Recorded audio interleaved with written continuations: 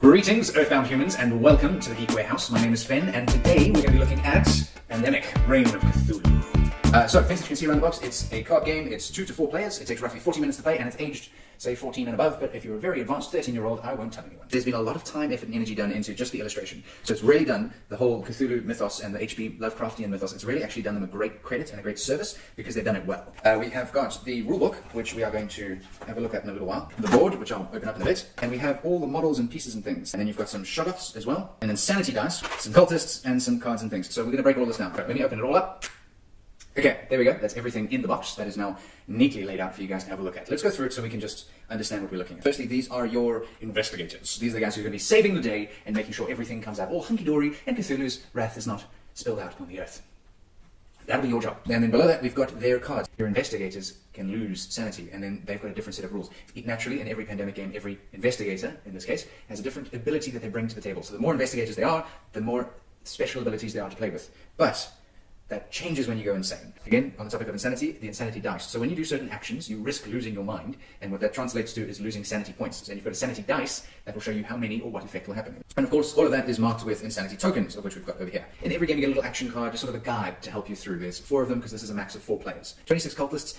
If you know the pandemic games, think of cultists like the infection that's sort of spread out. If you get too many of them in a location, then that goes bad. Then you've got 3 shoggoths. These guys are, think of them as your outbreak, if you want to compare them to something in the pandemic. My favorite thing are all the Lovecraftian gods that you can play with, culminating in Cthulhu over here. Now, in every game, you're not going to interact with all of them. You're only going to play with, I think, 5 of them at most, but it can be any of these 5, and of course, they all have abilities and things. 2 cards.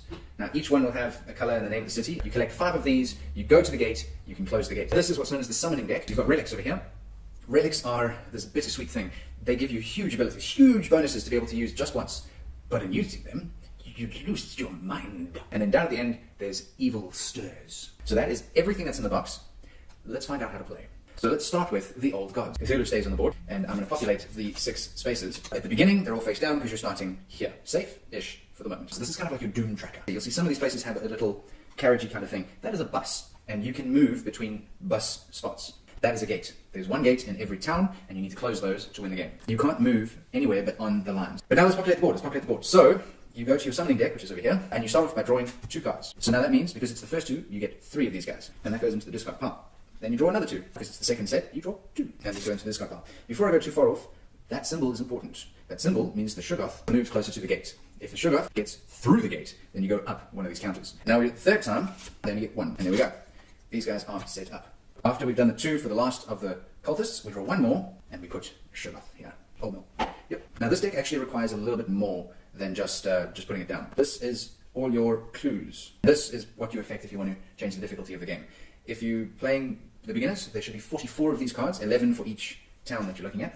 If you want to make it intermediately, sort of not that hard, not that easy, you take 1 out. If you want to make it really hard, you take 2 out. There's actually 3 things that go into this deck. The first are the clues, which look like this. The second is the evil stirs card. And then the last is, of course, the relics. Now they all go into your player's deck. So if you're playing with 2 players, then you put 4 relic cards into your deck. If you're playing with 3 players, then you put 5 relic cards. And if you're playing with 4 players, then you put 6. There's 6 relic cards, and we'll put them over here. Now this is going to be shuffled, because we're doing this on easy, we're leaving all 44 cards. I said we're leaving all 44 cards in there. There we go, we're leaving all 44 cards in there, and you can shuffle this in. So now there are 6 relic cards in here, but the remaining cards go face down in the relic pile, which is just off the board over there. And there we go. But we still got to add these. You make 4 piles of roughly the same size. There we go. You're supposed to shuffle this into each. I'm not going to bother with that. Now that deck is... The interesting thing about this is that you're not actually supposed to pick who you want. You draw 2. And the first player looks at them and goes, I want to be the occultist. And then another card is added to the mix. So you all have to be insane. So now player 2 gets to pick between these 2. And then when they've picked, the next card comes in and they go through. The next person will pick the hunter. The place is replaced. And they go, I want to be the reporter. The space is replaced. And the last one goes, nah, I like the driver, he's going to be the driver. And that is how you pick your characters. You're not expected to know everything all the time. You're not as good as me, so you get little cards, little sort of data cards to give you hints and tips. And you get your models as well, but they start in the train station. Each one of your intrepid heroes has only got so much sanity, and that is represented by 4 of these tokens. Now we need to give them cards. Now, according to this, it's number of players. If you've got 2 players, each person gets 4 cards. If you've got 3 players, each person gets 3 cards, and if you've got 4 players, then each person gets 2 cards. Kind of inverse thing. So we've got 4 players, that means everyone's going to get 2 cards. And unfortunately, oh there we go, someone has started with the Seal of Len, which is an interesting little, it's actually one of my favourite ones in terms of that. There we go. So everyone's got a starting thing, and there we go. Everyone's ready to go. To win, you need 5 of these in the sense of the same colour. You need to go to its corresponding gate and spend an action, where is this one? There we go, and spend an action to close it. I should probably tell you about actions. Each turn works like this. You have 4 actions. After that, you have 2 player cards to draw. After that, you have 2 summoning cards. So, you could do 4 actions, you draw 2 of these, and then you draw 2 of those. So let's just carry on listing the ways you can die. First is you reach Cthulhu. The second is you all go insane. You'll see on the pile over here, I have a couple more cultists and a couple more Shoggoths. If 3 Shoggoths are on the board, and you have to draw a 4th one, you lose. If all the cultists are on the board, and you need to draw another one, you lose. So the basic ways of losing are, this guy comes, those guys go, or these guys go. That's how you lose. There's also one more way you can lose, and that is if this deck runs out. Now there's a lot of cards here, but they're going to go down quickly. 5 ways. 1, 2, 3, 4, 5 ways of losing. One way of winning, close the bloody gates. The first person to play is not determined by dice, it's not determined by age, it's determined in the best way possible. The person who read a horror novel earliest goes first. So if you've just finished one, you go first. It is the occultist's turn. Now, to read you a little bit about the occultist, as an action, move 1 cultist, not the occultist, the cultist. Move one cultist up to 2 locations. For 2 actions, move 1 Shoggoth, 1 location. It'll be a very good idea if she moved the Shoggoth off of this. So she's going to spend, of her 4 actions, she's going to spend 2 actions and move him away for 1. The other actions she can do, not that she is doing, but other things she can do. She can walk, in other words, move from one spot to another, takes 1 action. She can bus. Now, you see that little bus thing? Busing is semi-complicated. It depends on what cards you have. So if you've got Dunwick, you burn Dunwick, so it goes into the discard pile, and you can move from a bus station to anywhere in Dunwick. So she could burn it and come out there if she wanted. Conversely, if she was in Dunwick and she used Dunwick, she could go anywhere on the board. That is the only 2 ways you get to move around with buses. So if you've got the card, you can move to it, or if you're in that place, you move out of it. If you don't have that, it's a bit difficult. So let's leave that there. Another action she can do is if she moves to a gate, she can go into the gate and for an action, move to any of the other gates. Now that's very powerful, but once you've gone through it, you need to roll for insanity, because it's not a nice experience to walk through. So those are 3 actions you can do with regards to movement. Then you get special actions, which I'm going to show now. So let's move from the bus stop to the cafe. Now you can see there's 2 cultists in the cafe. For 1 action, she can clear 1 of them. So for 1 action, you can clear 1, unless your rules say otherwise. So read your character cards. You spend 3 actions to clear a Shoggoth. So this is the only thing that costs more than 1 action. It's clearing this guy, and it takes 3. So that's her action phase completed. Now she would draw 2 of these, and say that she gets 2 Arkham cards. So that goes into her hand. So she now has 4 cards. If she reaches 7 cards, that's the max limit. She can't draw any more. As soon as she gets more, whether it's her turn or not, as soon as she gets more than 7 cards, she has to either use the relics or burn the cards by throwing them away. We've done that. Now it's to draw 2. See these numbers? We're 2 of these guys. So the first one is the hospital. The second one is the secret lodge. So now, as the more perceptive of you may have noticed, this one has a little symbol on it. What this means is the Shoggoth gets to move, and he's going to want to move to the closest gate. He always goes to the closest gate. So he is now here. Now it's the hunter's turn. Now, this Shoggoth is going to go through that gate very quickly. And when he does that, this is going to open up. So I'm going to say that for her first action, she burns this card. And because she's at a bus station, you can see, she burns this card, so that means she can go anywhere in Dunwich. And she's going to want to land right on the Shoggoth. So he's got a wonderful dynamic that as soon as you encounter one, whether that be he comes to you or you go to it, you are going to have to roll for insanity. So roll a 2, that is psychotic. So she gets 2 taken off of hers, and she's a little bit more insane. The hunter has an ability that she can spend 1 action, instead of 3, to kill the Shoggoth. She is now going to, for the sake of wanting to kill these guys, she can then jump through the gate, because it's still open, and come out on this side. Before anything else happens, she has to roll for sanity, because it's a terrifying experience, and she loses all of her sanity, and she goes insane. The hunter, remove all cultists when doing a defeat the cultist action, in other words, when you kill a cultist. Once per turn, you may defeat a Shoggoth for 1 action. Now that is what would happen if she is sane. Unfortunately, she is now insane. What this means now is her new special abilities are, each turn, the first time you enter a location with no cultists, roll a dice. On any sanity loss result, place 1 cultist instead. Ignore all other results. Remove all cultists when doing the defeat a cultist action. So her big thing is if she kills 1 cultist, she kills all of the ones in her little location. So she can still do that, but now she can't kill Shoggoths in one hit anymore, and also she's going to panic whenever she walks into any unpopulated area. She's going to think that there's things there. So this makes things a bit more difficult to play with her. There's only two ways to clear insanity, to regain your sanity. The first is to close a gate. What happens is then your character goes from the area that they've just closed, they will appear in either the church or the hospital, and they'll have regained all their sanity, and they'll be bright as rain. The second is if you pick up a relic that gives you sanity points back, but then you only get the sanity points that the relic can give you. So it won't be full, it'll be 1 or 2 or whatever the card will say. Okay, so she's come through and she's insane. So to run through her turns, just an overview. One action was to move through the busing system to the old mill, which is where the gate was, it was where the Shoggoth was. Then it was one action to kill, because she's a hunter, she could do this, one action to kill. It usually takes 3, but for her it was 1. Then she spent one action and went through the gate to come out on the other side with the intention of clearing up, because remember, if she tries to kill one cultist, she kills all of them. On the cards, you can see there's a 4 here. When she goes through the gate, she went insane, so she goes to the insane side. And you'll see now that 4 has become a 3. That means she's gone from having 4 actions to having 3 actions. So she can no longer attack cultists. She's out of actions. So we're going to move now. She's going to draw 2 from the player's pile, or the player's deck, and she gets 2 Arkham, so evil is not going up. And that would be the end of that, and then you would draw 2 of these, because again, we're still on 2, and that's the end of the turn. Yeah, let's say it's the driver's turn. And the driver says, you know what, I don't feel responsible enough to have this clue, I want to give it to you, reporter. And the reporter person, whoever that player is, says, yeah, actually, I think I need that card too, because you both have to be willing for this to happen. You can trade, but just like in Pandemic, it's never easy to give people stuff. You firstly if you want to trade something, you have to be in that town. So you can only trade green cards or Arkham cards when you are in Arkham. So the driver can trade Arkham with the reporter, but the reporter wouldn't be able to trade Kingsport or Innsmouth. It can only be Arkham in Arkham. I know, right? So Arkham, as the first turn, will be traded across. Wonderful. That's pretty much all the key components of general play. So it's not like big things like closing gates and things like this. We're jumping to the Evil Stirs card. Now, I need you guys to realize that there's something here that I consider very badly worded, and that is the first point. Fight the madness. Roll the sanity die. What this means is that because the card's been drawn, you need to roll the sanity die to see if you've, through all of this evil happening and growing around you, that you're not losing your mind just vicariously. But it's not worded whether it's everyone or just yourself. Now, based on the cards, based on what I'm going to sort of look at and say, I'm going to make the judgment call and say this will only affect the investigator that drew the card. Because it doesn't say otherwise, it just says that it is rolled. So I'm going to assume it is only for the investigator. So in this case, it would be for the driver, because we're going to assume the driver rolled this, and he gets 2. So he's going very quickly mad, and he's lost 2 sanity points. Reveal the next old one.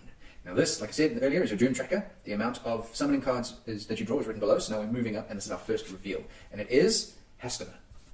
A lovely, lovely one, Hasta is. Now Hasta has got conditions over here. Now there are 2 types of old ones you can draw. The first is like this, where it's a once-off event. It just instantly happens everywhere, and that's it. That's the end of it. And we all went on with our lives. You can get others, which, like this one, have the infinity symbol at the bottom, which means this constantly is now going to be in effect. It's just a new wrinkle in the game. That's what's happening on the board now. Luckily, we haven't got to that one yet. So let's read what Hasta has to say. Draw the bottom card from the summoning deck. Place 1 Shoggoth on that location. Discard that card to the summoning discard pile. Then move each Shoggoth 1 location closer to the nearest open gate. So what that means is the bottom of the summoning deck. There's a lot of things that say you have to draw from the bottom of the summoning deck. It is the pawn shop, which I know is here, and he moves 1 closer. So that means the closest gate to him would be the hospital. So he is now on the hospital. Not a very safe place to be, because 1 movement and we move up the chain. But that's his action. The next one down, a Shoggoth appears. Ha! Draw 1 card from the bottom of the summoning deck and put 1 Shoggoth on the location indicated. This is just an unfortunate turn of events, isn't it? The train station. Well, it's nice that everyone's together. There we go. And the last one, cultists regroup. Shuffle the summoning discard pile and put the cards on top of the summoning deck. Now, I haven't mentioned this, well, maybe I have. If you get 3 cultists in an area, that's fine. If you get 4, then you move up 1. This opens up 1. Yeah, so if it doesn't go higher, I mean, no one else joins. It just stays at 3, but another one of these comes. So if it comes up again, another one of these will come up. And you can see how fun that's going to be. So it goes shuffled onto the top. So that's making things stressful. And that is the end of this card. And this goes to the discard card. Done. Okay, so I'm cheating a little bit. I'm pulling one of these out to show how relic cards work.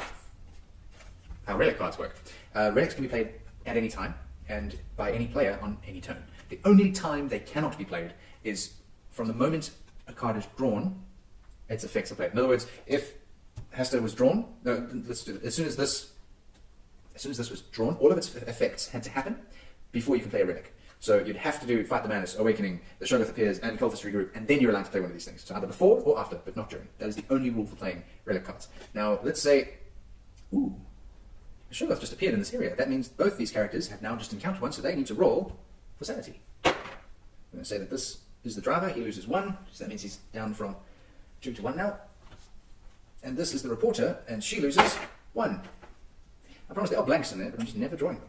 Okay, so there we go. That's encounter's been done. Now, just to show you how a relic works, we're going to use this one, Chaos Mirror. You can't correct my pronunciation in the comments below because you're going to spell it X-A-O-S, and I still don't know how that sounds because Lovecraft likes to mess with the human mouth and make words I can't say. So this Exos Mirror is now going to be played by the next person who hasn't played, which is the reporter.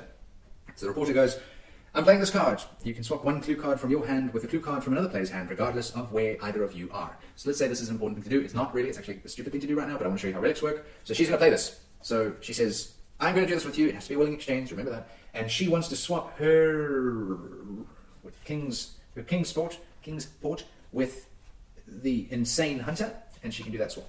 Good for her. But she's used a relic. If you use a relic, it gets thrown away afterwards, and you have to roll if your mind can handle the insanity. It could not. And she loses 2, and she's down to 1 sanity point. So you can get a general gist of how the game goes and how everything works. You can see how these happen. So there's only 2 things I have to show you. One is how to close a gate, and the other one I really want to show you is what happens when you get more cultists in the spot. You know, I've told you, but I'm all about showing. So let me show you. Let's close the gate. So let's just jump to an assumed environment. Let's say that throughout the game, people did stuff. Strangely enough, no one's died or gone more insane. These are 5 Arkham cards, all with the reporter. And she's in Arkham. So let's say now, this is the beginning of her turn. This one's the reporter. So she can do 1 action, 2 action, and for her 3rd action, she spends all 5 Arkham cards that she's collected through not cheating, and then you can close the gate. So the gate is now closed. What this means is that you're 1 step closer to preventing Cthulhu from coming into our realm, but also you cannot now gate through it. So now that you're here, you can't gate to the graveyard or the old mill where the other gates are open. A closed gate is a dead gate. There's nothing you can do to it now. It is closed. There are relics that also add an influence, but read your relic cards. It's all there. So that is a closed gate. Now let's hypothetically say that the next batch of cards are drawn and it is 1 in the wharf. So now there's 3 there already. So this dude's not going to appear because there's 3 and only be 3. So what happens is the next one opens. Okay, so this guy, investigators may no longer do the use gate action. Well, that's appropriate. We spoke about it. So now this is a permanent effect. That gate travel with him on the board is now not an option. And there we go. So now you've got a general gist. Once you've closed all the gates, then you win the game. Or if you go insane, like many of our people are on their way to be, you lose the game. Or if another one of these guys, the Shoggoths, come onto the board, and you need to get another one after that, you lose the game. Or if these guys have all been run out because they're all on the board everywhere, you lose the game. Or if all of these go through and you wake Cthulhu, you've definitely lost the game. Last but definitely not least, is if you've run out of these cards.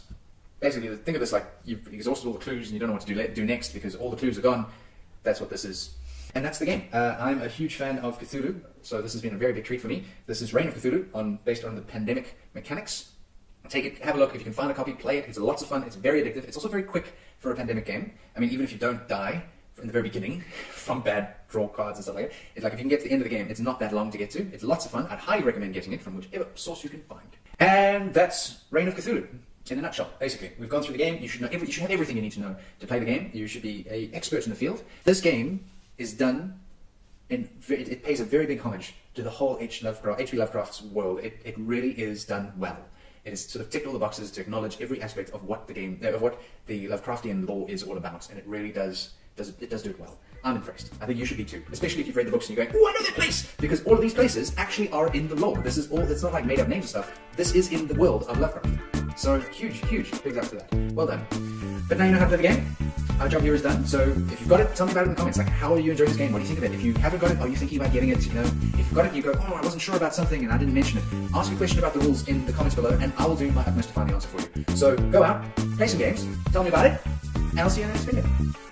A great evil slumbers under the very soil you tread, my friend. It hides behind the darkness that fills the midnight void in the sky. It whispers dreams of madness and chaos to the masses from beneath deep waters. But the clues to halting its entrance into the world are all around you. A great evil stirs somewhere in the dark recesses of the world. Can you stop it from waking up in time?